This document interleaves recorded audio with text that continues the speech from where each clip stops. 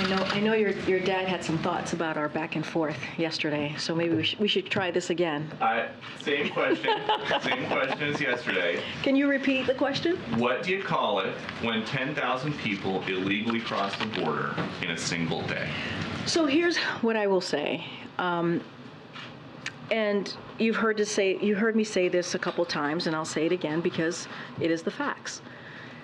On day one, the first day of this president's administration, he put forth a comprehensive immigration reform that we believe that was desperately needed for this country, right? As we know, and you've heard us say this many times before, we are dealing with a broken system. And no action was taken from Congress.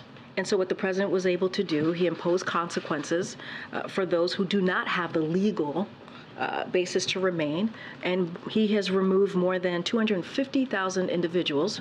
This administration has done so since May 12th. And so we've taken action. The president has secured, he also secured record funding. And let's not forget, this record funding that the president fought for over the last year or so was opposed by the House Republicans. This is something that they opposed and didn't want to see. And so what it allowed us to do is actually hire about 25,000 more, bring on CBP agents, and really do something that was historic that we hadn't seen. And so a broken system, it's been broken for the past couple of decades. The last administration certainly gutted the immigration system for 4 years. That's what they did. And you had Speaker McCarthy and the Republicans in Congress who continuously take steps to undermine what is currently happening, trying to undermine getting border security. We saw that this week with the CR, where they put forth another piece of legislation to propose continuing to cut some important resources that's needed, whether it's CBP. 800 fewer CBP is what they wanted to do. 50,000 pounds of cocaine. That's what it would hurt, right? In trying to prevent that from coming in, right? When you think about more than 300 pounds of fentanyl, when you think about more than 700 pounds of heroin, more than 6,000 pounds of methamphetamine to enter the country, that's what they were trying to prevent from the work that we're trying to do, prevent from coming into the country. So we would love to do this in a bipartisan way, but we're not seeing that. What we're seeing from House Republicans is wanting to defund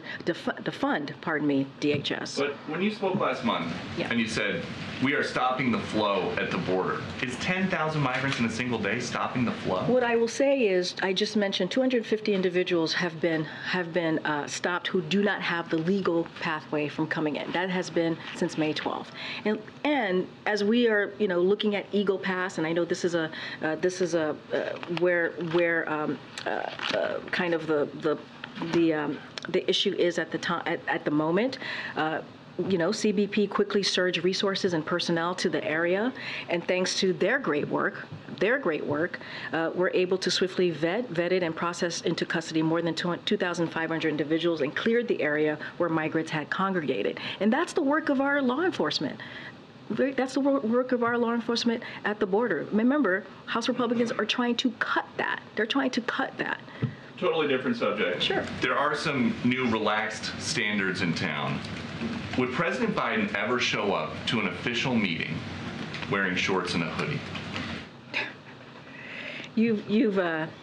I'm assuming you're talking about the Senate when you say relaxed standards. For a long time, I just want to make sure we're clear what you're talking about here. Because you think these are appropriate changes? You know the president. You've seen him. You've seen him for the past as vice president, as senator. He dresses better than most of us here, and so I'll just leave it at that. I'm not going to comment on how Senate is running their business and the decision that they make. That is up to them. That is not for us to decide. Last one. At a fundraiser this week, President Biden told donors about how Charlottesville inspired his campaign, and then according to the pool, a few minutes later he told the story again nearly word for word. What's up with that? What I can tell you is, and I'm going to be careful not to talk about, because this was a campaign event for this upcoming campaign, obviously in 2024, so I'm not going to speak to that, put that out there for the Hatch Act. But what I can speak to is, look, the president was making very clear why he decided to run in 2019. He made it very clear as to what he saw in this country and what was going on. And he got 81 million votes, a historic amount of votes from Americans across the country who believed that this was a president who can help protect our democracy, get our economy back on track, and could be a leader and the adult in the room. And so that's what you saw. I'm not going to speak to comments that were made during a campaign event, but I can certainly speak to why the president is president today and why he decided to take on this job.